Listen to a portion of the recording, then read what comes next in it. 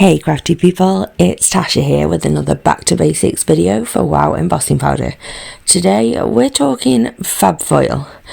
Our foils were designed to be used in so many different ways, but today I want to focus on how fabulous they are for toner foiling. This is anything printed using a laser printer. Inkjet won't work for this, it has to be laser. This includes any of our Fab Foiler sets, but it also means anything you print for yourself via laser will also foil. There are so many different ways to use this. Today I'm actually going to be foiling some sentiments that I've put together on my PC and printed at home. I've used Wow Superior Smooth White cardstock, which is fabulous for printing on, and here I'm just heating up my laminator. You can absolutely do this with any laminator, but you will for sure get better results using one that heats up evenly. Whilst it heats up, I'll get my foil ready to go. I'm just measuring it roughly against my sentiment to make sure that I cut a piece large enough, and then I'm just going to hold it in place with some low tack tape. This will just stop it shifting as it goes through the laminator.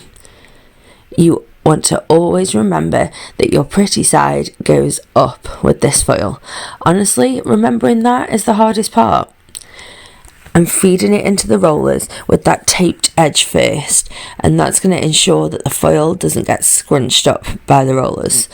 I know a lot of people talk about using some form of carrier sheet, including myself in all the tutorials, but I've since learned the error of my ways.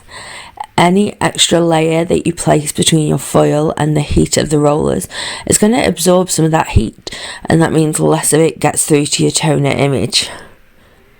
The heat from the laminator slightly remelts the toner, which, when combined with the pressure that the laminator is also providing, fuses the foil to the image. I peel back the very corner of my foil to check how it's adhered, and once I know that I'm happy with it, I'll start running the second one through. Now for the peel and reveal. You can see that the foil has adhered to the whole sentiment and decorative border that I printed. I love how this looks.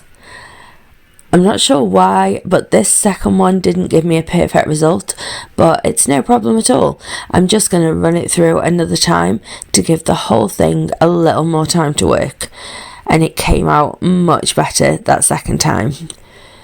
I used gold here, but as you saw at the start, we have loads of colours, so you have so many options for pairing this technique with any of our foils. We don't like waste here, so when we were coming up with the ideas for our Fab Foilers, we just had to include a pack of solid panels. These are completely toner printed solid panels, and I want to show you why these are going to be your best friend when it comes to fab foiling. I'm taking that negative foil that's left on the carrier sheet, and I'm going to use a bit more low tack tape to hold it onto one of our solid panels. We run that through in exactly the same way, and when it comes out the other side, you know it's going to be good because it's all smoothed down on the panel like that. Peel away that now completely empty carrier sheet, and you've now got both the positive and the negative foiled.